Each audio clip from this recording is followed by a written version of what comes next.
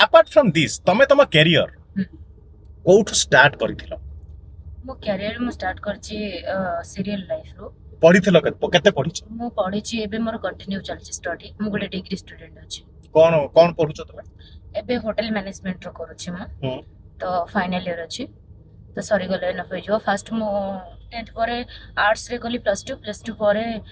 diploma admission कली diploma परे परे सब चलछि हो +2 पर डिप्लोमा कोठी कलो सॉरी बालेश्वर रे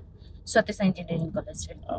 तो तम घर कोठी एक्चुअली आम घर प्रॉपर केंद्रापड़ा केंद्रापड़ा तमरो रियल नाम निशा महाराणा ना आउ किछि नहीं मोर रियली नाम झिल्ली मल्लिक झिल्ली मल्लिक हाँ ओके तो निशा महाराणा जेतेबेले मु ग्लैमर लाइन को आसिली तो मते लागिला सब आर्टिस्ट जेमती चेंज करंती जेमती हमर बॉलीवुड हो सलमान खान हो कि शाहरुख खान हो कि आउ एक्स्ट्रा माने हमर क्रिकेटर माने भी चेंज करंती नेम तो मु भाबिली मु सेमती किछि नेम चेंज करिबी तो सेति पई निशा महाराणा नेम चेंज